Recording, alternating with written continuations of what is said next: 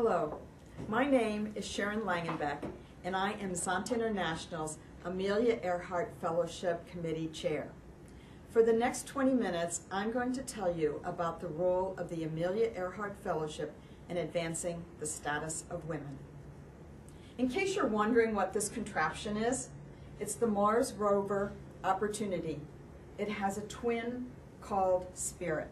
These rovers landed on Mars in January 2004, and they were required to operate for 90 days. Spirit operated for 6 years, and Opportunity is still going strong at over 9.5 years. This is an accomplishment that I am very proud of because I managed the mechanical engineers that designed and built these rovers. This is just one example of an Amelia Earhart Fellow's career. This year marks the 75th anniversary of the Amelia Earhart Fellowship, a very significant milestone for Zonta. When Zonta was formed in 1919, the founding and early members were charting a new path for women. To truly appreciate the impact of the Amelia Earhart Fellowship, we need to look at history.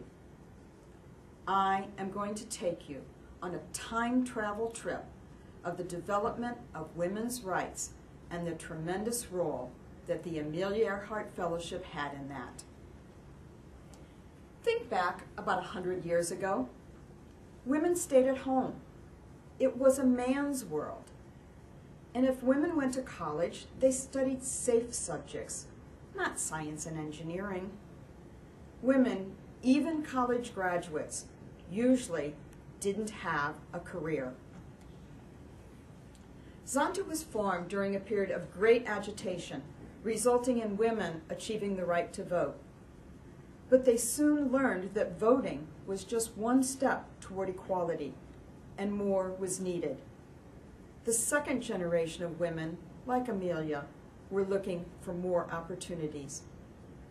Zonta, from its very beginning, was focused on improving the lives of women and knew the role of education in achieving equality. The women at that time were keenly aware of the challenges facing them, carving a place for themselves in a predominantly male domain. I seriously doubt that the women at that time had any idea how long it would take to achieve the equality that they were looking for. The world was at war. 1917, Amelia went to visit her sister Muriel in Toronto, and while there, she took a Red Cross course and became a nurse's aide. She also went out to the fairgrounds and watched the stunt pilots with their exhibitions, and she was fascinated by the airplanes. She even took an engine mechanics class.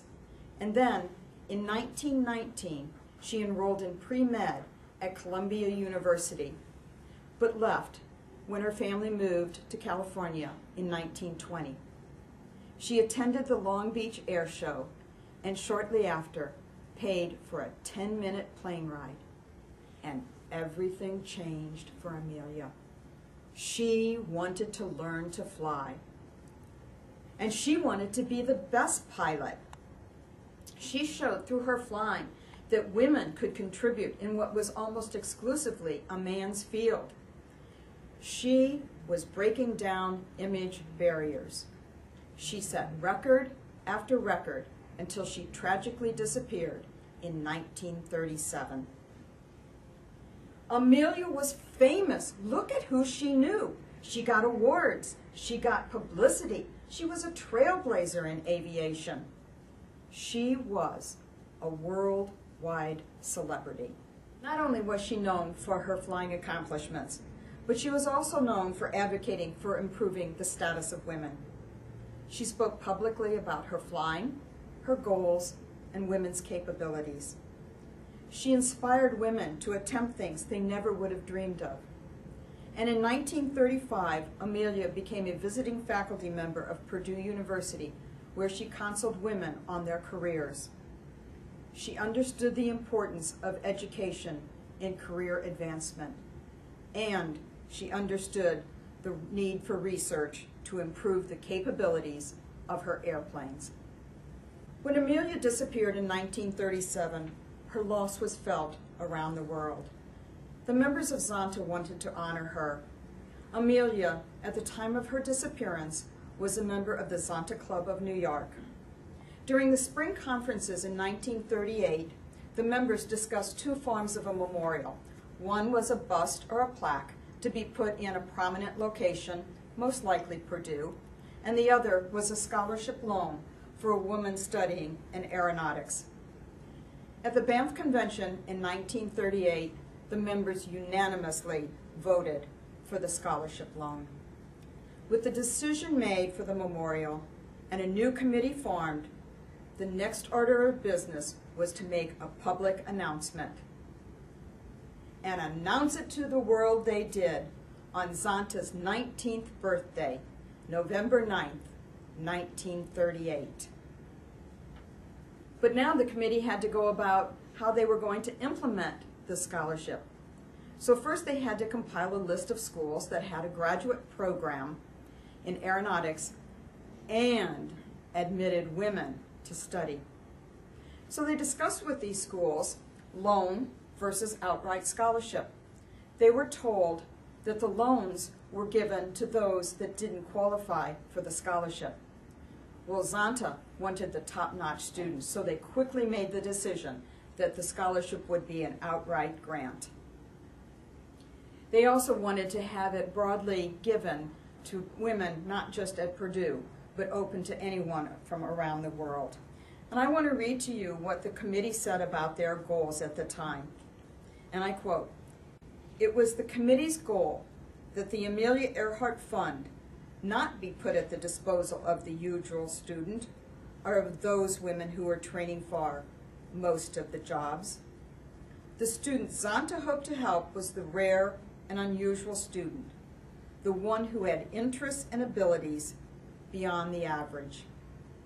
The Zontans in 1938 had great foresight in recognizing the importance of education in achieving equality with men. It's especially impressive that they designed this scholarship for a graduate degree when so few women even had a bachelor's degree.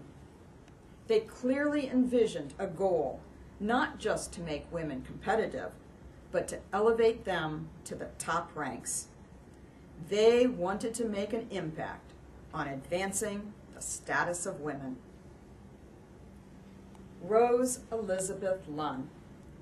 We couldn't have asked for a better first fellow. At the age of 7, she told her family that she wanted to go to MIT, and she did for her doctorate. Her interest in engineering started at a very young age. She had her own workshop where she built everything from circular saw tables to model airplanes. She went to the University of Washington for her bachelor's degree and was an outstanding student. And the university wanted to have her become a member of Tau Beta Pi, the National Engineering Honorary Society. So they submitted her name, and the National Honorary Society said, no, she can't be a member because we have an all-male rule. The university appealed and were still turned down, so that they gave Rose a banquet in her honor and gave her a bracelet. We don't know all of the obstacles that Rose encountered, but we do know that she faced some discrimination. There's no doubt that these positions that Rose held during her career were firsts for women. Gertrude. She got her first award in 1943 for her master's, and she wanted to go to California Institute of Technology. So she spoke to the school, and they said, sure, you can study here, but we won't award you your degree. We have an all-male rule. Well, she still wanted to go to Caltech, so she did. She completed all of the requirements for the master's degree and then returned to Oklahoma to get the actual master's. In 1974, 28 years after completing the requirements for the degree, Caltech sent her her master's in aeronautics. Harriet Zimny was a longtime member of the Amelia Earhart Committee, and achieving the position of faculty at the University of Minnesota 1 year after completing the master's degree is quite an accomplishment. In the early years of the fellowship, it was difficult to find qualified women pursuing graduate education in aeronautics. Many women had gone to work in the factories because, remember, this is World War II time frame, and the men had gone off to war. But when the men returned and the women relinquished the jobs, they didn't go back to school. They returned to home life. Even with few qualified women candidates, Zonta persisted in the support of the program, and it broadened beyond the borders of North America. Then, in 1957, there was Sputnik 1, and it had a major impact on the world. It broadened the definition of aeronautics. In 1958, the word aerospace was coined, and it was to include all activities from the Earth's surface and above, not just the atmosphere. Again, Zonta had the foresight to broaden the award definition in order to support women who were studying in this new forefront of technology. We are now 40 years since the establishment of the Amelia Earhart Fellowship. You would have thought that we would have made significant progress by now. Let me tell you about my personal experiences. And oh, by the way, the photos. These are the ones that are submitted with the applications. When I started at the University of Missouri in 1971, I was one of 13 women for all of engineering, which was about 1,400 students, so about 1% women. I didn't have any female role models or female mentors, and there were no female faculty.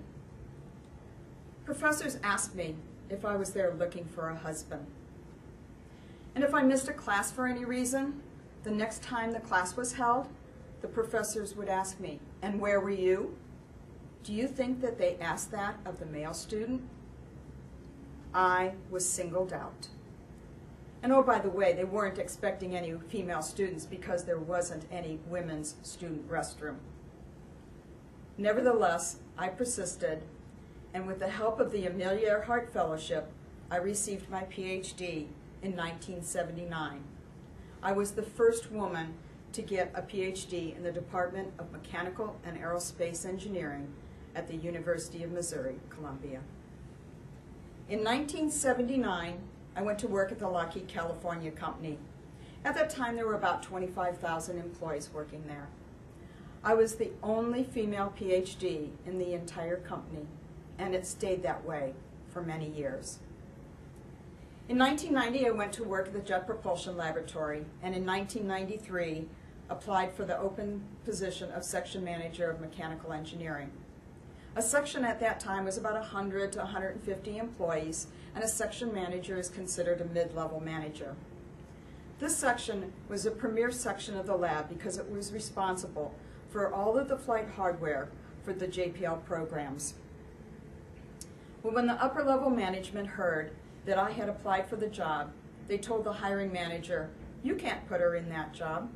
That section is almost all male, and it is critical to the laboratory." Well, the hiring manager didn't listen to him, and he put me in that job, and I held it for 12 years.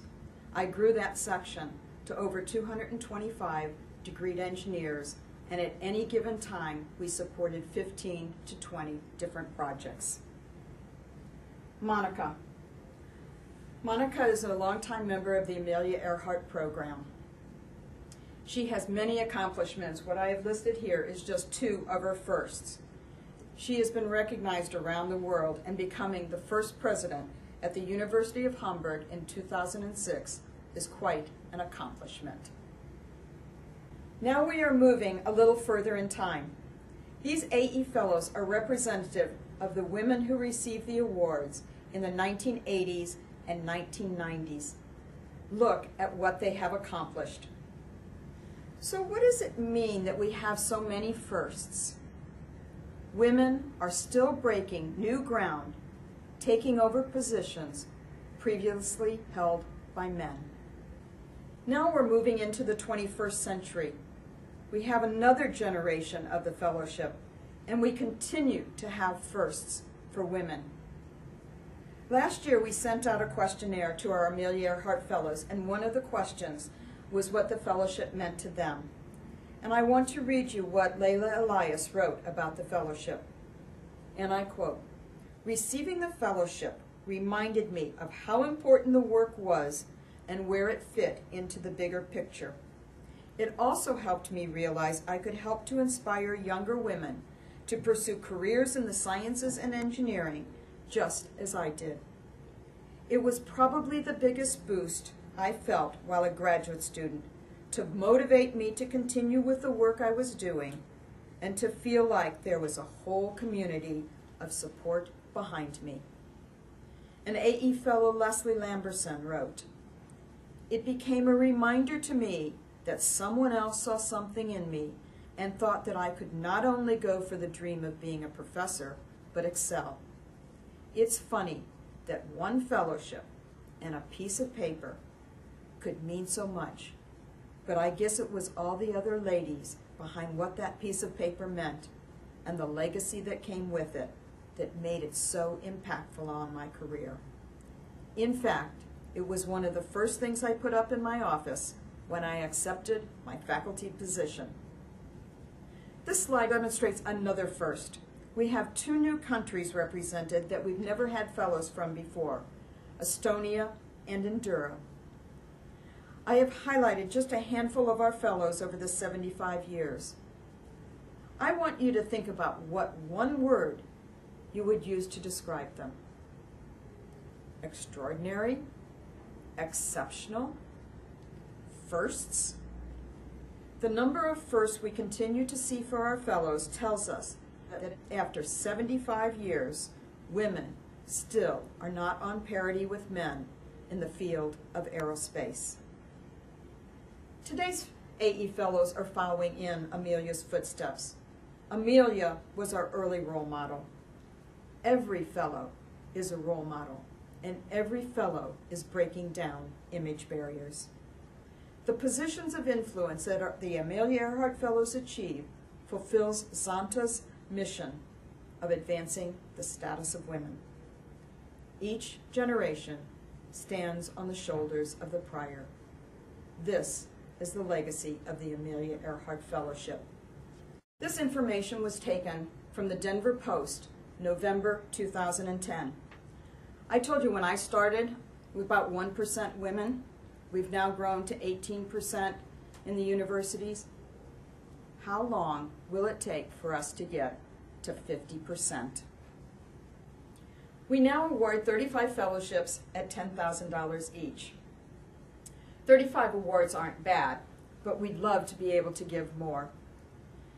We typically get 130 applications every year, of which 80 are fully qualified to receive the award. It is a highly sought-after fellowship. Remember that all contributions go to the fellowships. No administrative costs are taken out. The Amelia Earhart Awards have now gone to 983 fellows from 68 countries. Zonta should be very proud of our longest-running service project. The Amelia Earhart Fellowship is Zonta's flagship program. But we still have more to do. In the future, I hope that we will get top-ranked applicants from emerging countries. But remember, the award is not based on country.